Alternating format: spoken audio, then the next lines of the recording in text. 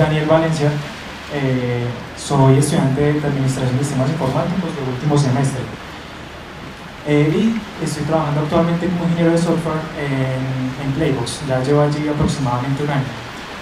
Allí en Playbox estamos pasando por un proceso de transición de arquitectura en el software, en la aplicación como tal, por lo cual pues, creímos pertinente presentarles a ustedes este tema que últimamente se está volviendo muy famoso. Entonces, bueno, en esta ocasión vamos a hablar sobre arquitectura monolítica. Esto es muy importante porque para poder entender de qué se tratan los microservicios, de esto que está tan famoso pues hoy en día, que uno generalmente cuando busca temas de arquitectura de software y todo esto relacionado en la web, uno generalmente se topa con temas afines a los microservicios, ¿sí? Entonces, bueno, vamos a hablar de arquitectura monolítica. Es importante para dar el contexto ya para luego explicar los microservicios y finalmente les vamos a mostrar una implementación que hicimos en Playbox de microservicios, ¿cierto? Entonces, pues aquí vamos a ver como el porqué de los microservicios, por qué es bueno utilizarlos y obviamente pues también sus desventajas. Entonces, bueno, empecemos con el contexto antes de ir con los microservicios. Es importante saber qué era lo que había antes de los microservicios.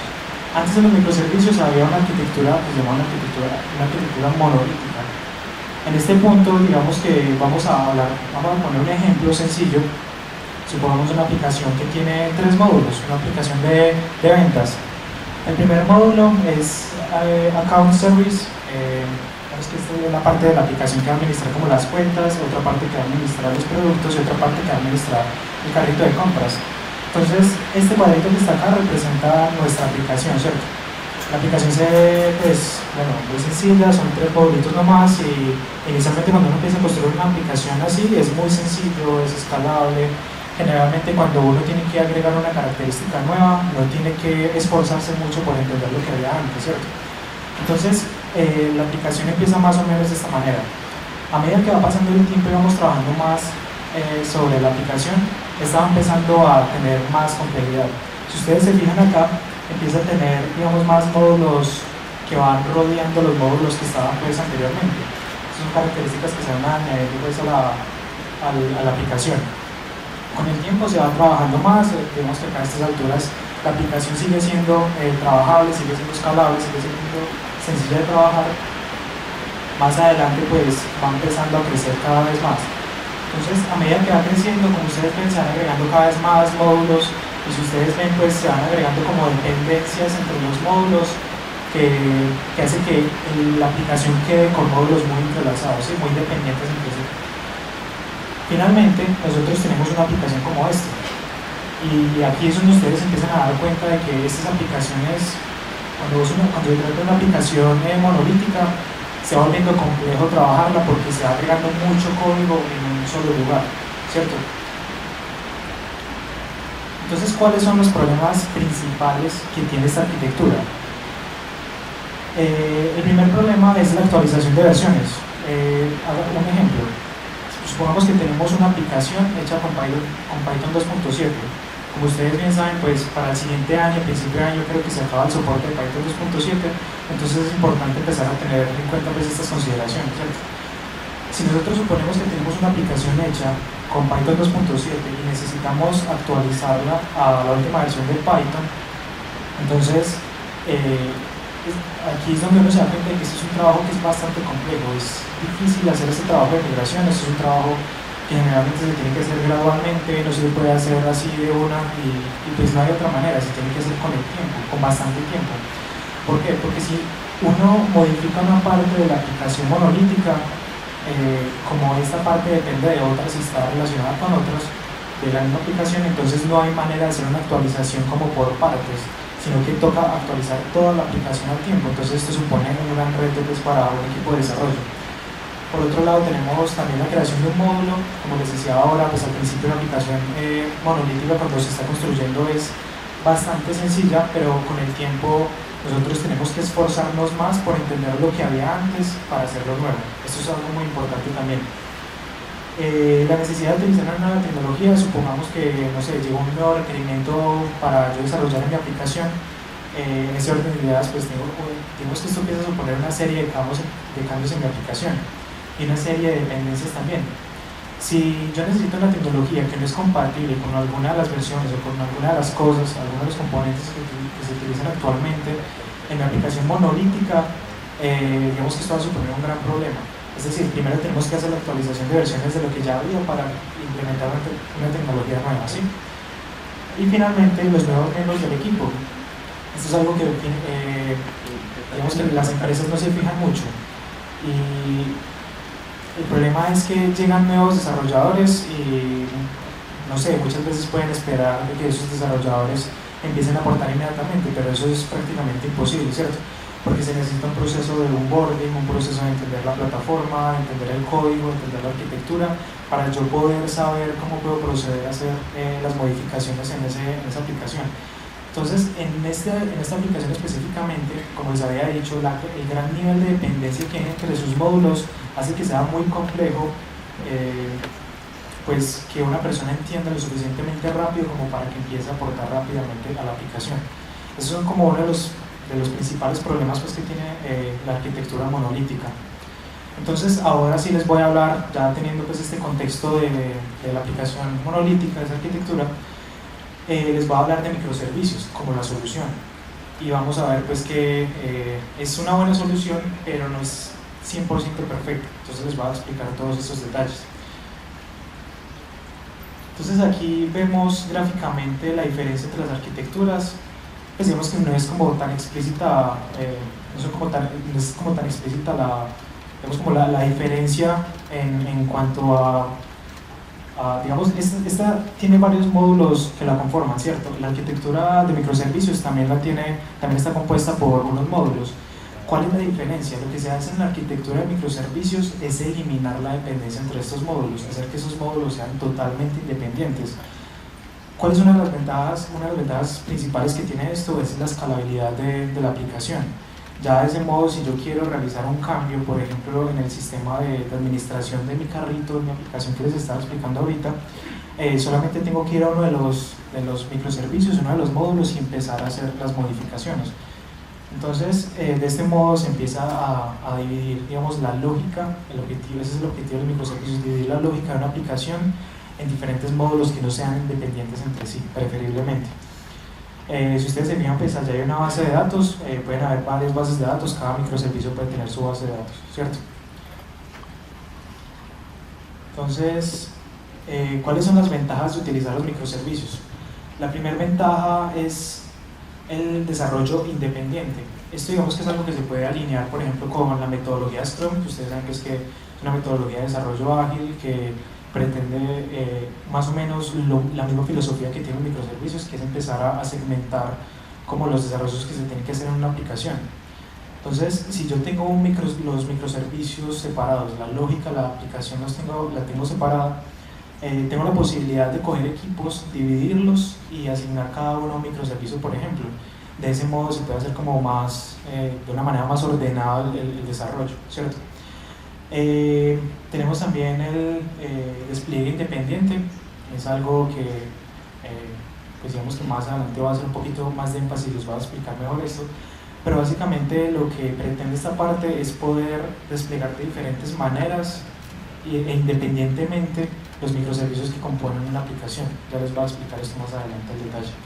Por otro lado también tenemos la separación pues, de los errores, digamos, yo puedo tener varios microservicios y cada microservicio puede llegar a necesitar administrar los errores de una manera específica.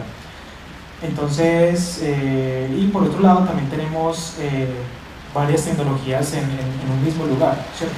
Entonces, si yo tengo una aplicación, volvamos ahorita por ejemplo a la aplicación de ventas, yo podría tener mi administración de cuentas con Python, podría tener la administración de carrito con Node.js, por ejemplo, puedo tener también un servicio de frontend hecho con React o con Vue, por ejemplo. Entonces, esta arquitectura permite mezclar las tecnologías que uno quiera, básicamente, bases de datos las que uno quiera, porque uno va segmentando por partes esas lógicas.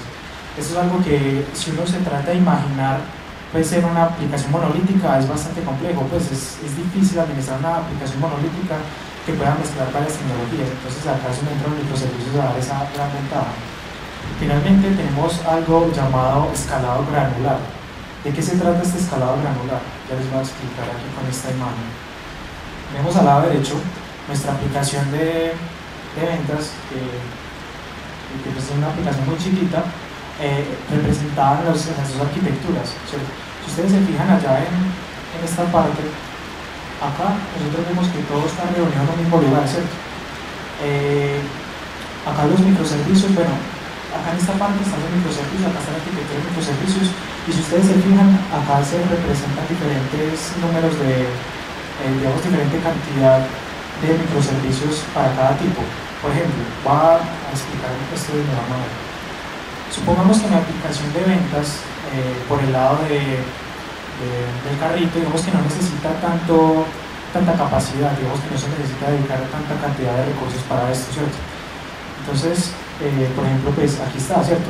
Entonces lo que se hizo fue coger en esta arquitectura de microservicios el carrito, se hicieron 3 instancias del carrito porque pues no hay muchos usuarios que estén demandando el uso de este microservicio. Por otro lado, acá ustedes también ven pues, que el microservicio de soporte sí tiene más instancias.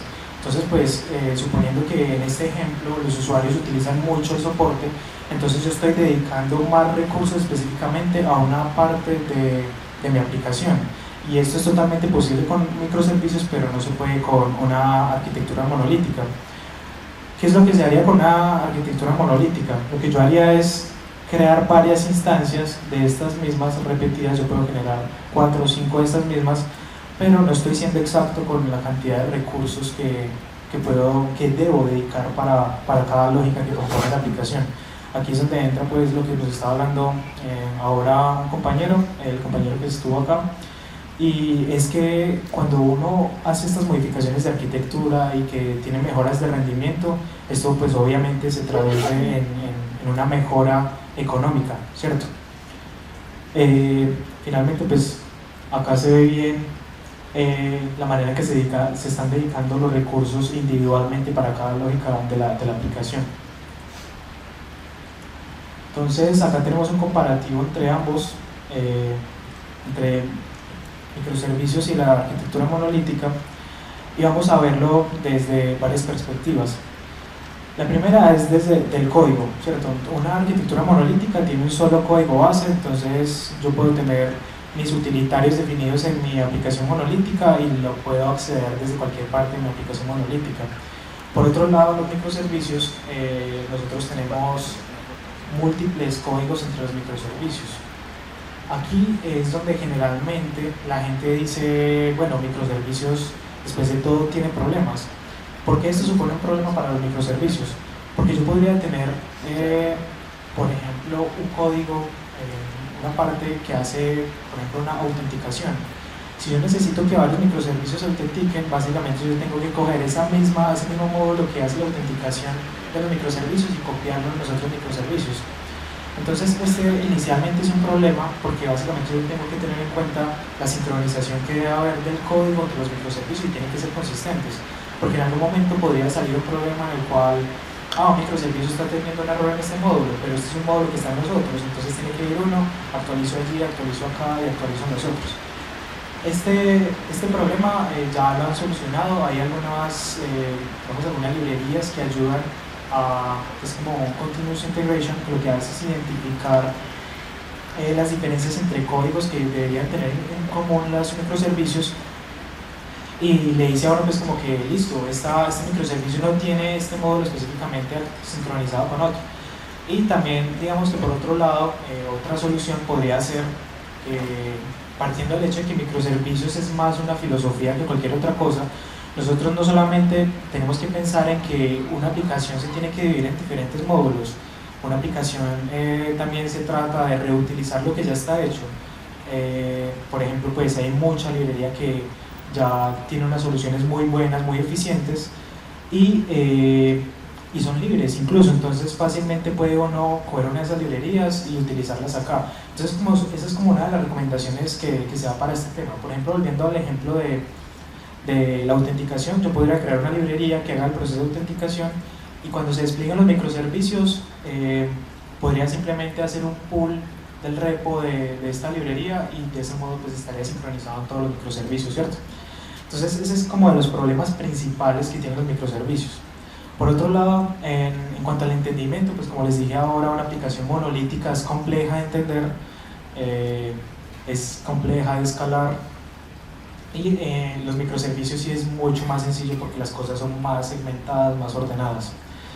Por otro lado tenemos el despliegue. En las aplicaciones monolíticas digamos que el despliegue es relativamente sencillo, pero no da buena estabilidad a la aplicación. ¿Por qué? Supongamos que una aplicación monolítica tuvo un error grave en algún lugar de esta, ¿cierto? Si el error es lo suficientemente grave como para hacer que esa aplicación salga de línea, pues se va a caer todo. Supongamos que el error lo tengo en el carrito, ¿cierto? En una aplicación monolítica, si tuvo el error en el carrito, eso hace que todo caiga y no tengo acceso a ninguna otra, ¿cierto? Mientras que por el lado de los microservicios, como yo tengo todo dividido por diferentes instancias, si yo tengo un error en el carrito, solamente el carrito se va a caer. Las otras instancias van a seguir viviendo y van a seguir, digamos, estando ahí presentes, ¿cierto? Por otro lado tenemos las tecnologías que se pueden utilizar. De nuevo, como les decía ahora, en una arquitectura monolítica no es sencillo utilizar varias tecnologías mezcladas, mientras que en microservicios sí se puede hacer de todo. De hecho, incluso esto puede ayudar a las empresas, porque las empresas muchas veces dicen necesitamos ingenieros para Java y ya, porque nosotros trabajamos Java, pero de este modo digamos que se podría diversificar como el público objetivo pues, de los trabajadores que están en una empresa, porque si hay personas buenas en Java, otras buenas en Ruby, otras buenas en Python, entonces digamos que se podrían asignar tareas a estas personas, y esas tareas digamos que se distribuirían entre los microservicios pues, dependiendo de los lenguajes o tecnologías que maneje cada uno. Aquí es importante resaltar que como un detalle pues, muy importante, la comunicación que se hace comúnmente entre los microservicios es vía HTTP. Esta es la comunicación que más se maneja pues, entre los microservicios. Generalmente es así. Finalmente el escalado, como les decía ahora, por medio del escalado yo puedo generar diferente cantidad de instancias por cada microservicio y esto me ayudaría a tener una aplicación un poco más estable. Finalmente les voy a presentar la implementación del mundo real, ¿sí? Aquí es donde pues, tuvimos la experiencia en Playbox y les damos fe de que es una arquitectura que de verdad llega a mejorar las cosas de una manera impresionante, ayuda mucho a ahorrar recursos. Entonces aquí les voy a explicar bien de qué se trata. Para explicar bien les tengo que dar un contexto de cuál era el problema que teníamos en Playbox. Playbox utiliza una arquitectura monolítica. En este momento nos estamos haciendo esfuerzos para hacer la transición, no solamente a construir microservicios, sino también a utilizar tecnologías que ya se encuentran en el mercado, como por ejemplo AWS Batch, AWS Lambda, etc. Entonces, ¿cuál es el problema que teníamos? El detalle es que Playbox maneja unas integraciones, lo que se llaman integraciones. ¿Qué son esas integraciones? Playbox es una plataforma de aseguramiento de calidad, ¿cierto? Entonces, lo que pretende hacer Playbox es básicamente jalar unas interacciones de unas plataformas y presentarlas en Playbox. ¿De qué plataformas pueden ser? Pueden ser, por ejemplo, Zendesk, es una de las más famosas, Salesforce creo que es de hecho dueño de Heroku. Son plataformas pues, que son muy grandes y muy potentes. ¿Y qué es la información que estas plataformas están almacenando? Por ejemplo, un call center. Un call center pueden haber, no sé, 500 agentes y esos agentes tienen llamadas. Esas son las interacciones que nosotros presentamos en Playbox. Entonces nosotros tenemos que definir un sistema de comunicación de Playbox con otras plataformas para poder traer datos y presentarlos en Playbox. Luego de presentados, ¿qué es lo que hace el usuario, el cliente de Playbox? Va, mira esta interacción y lo que hace Playbox es facilitarle el proceso de evaluación de esa interacción. Listo. Entonces, ya teniendo ese contexto de qué es lo que hace Playbox y cómo está conectado más o menos pues, con las otras plataformas, es importante decir pues, que generalmente la comunicación es vía API. Hay otros sistemas de comunicación pues, que son, por ejemplo, FTP para traer llamadas.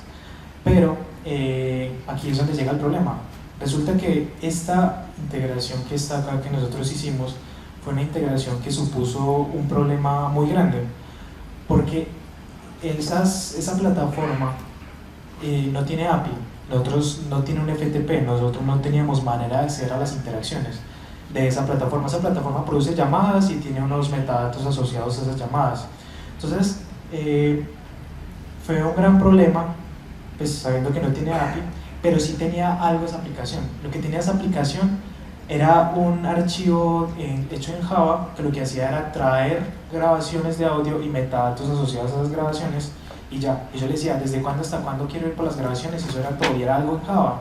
Entonces nosotros teníamos que pensar desde nuestro lado en la aplicación monolítica, tenemos que agregar la dependencia de Java, tenemos que empezar a definir un proceso de colas que pues es más especializado para este tipo de cosas que no tenemos en esa aplicación. Entonces eso era como echarle más carga a Playbox y amarrarlo más a una arquitectura monolítica. Pero lo que quisimos hacer en este caso fue proponer una solución con microservicios, que era lo que hubiéramos hecho inicialmente en la opción 1, coger la solución de esta integración, integrarla, pues, meterla en esa arquitectura monolítica y agregarle más complejidad, ¿cierto? Eso era por un lado. En esta solución, ¿qué sucedía? Nosotros guardábamos en nuestras bases de datos llamadas y metadatos asociados a esas llamadas. Y la opción 2 fue crear nosotros una API interna que lo que hace es abstraer la lógica de ese archivo Java que hacía los backups para que nosotros lo pudiéramos utilizar vía API. Nosotros tuvimos que hacer digamos, ciertas cosas, ciertas maromas ahí para poder que nos funcionara bien, pero finalmente nosotros construimos un servicio, una API, que a lo mejor, no sé, los de Genesis pues, podrían querer en este momento, porque nosotros cogimos ese archivo Java, le hicimos la abstracción y generamos una API que podemos consumir muy fácilmente desde Playbooks. Entonces, esa solución que nosotros hicimos, la hicimos con Docker, hicimos los microservicios dentro de Docker. En este momento ya se encuentra dentro de AWS, ya se encuentra en producción, está funcionando súper bien, súper estable. ¿Y cuál era, qué es esta opción, qué implicación tiene? Solamente guardamos metadatos, ¿cierto? Nosotros no guardamos llamadas. ¿Qué implica que nosotros no guardáramos llamadas? ¿Cuál es la ventaja de la opción 2? Generalmente el cliente que nos hizo este requerimiento para nosotros hacer este desarrollo, nosotros es un cliente que es muy grande. Entonces, en este momento, pues ellos generan aproximadamente unas 17.000 llamadas al día. Normalmente, de hecho, eso es como relativamente poco porque a veces fluctúa, puede estar siendo a 18.000, por ejemplo.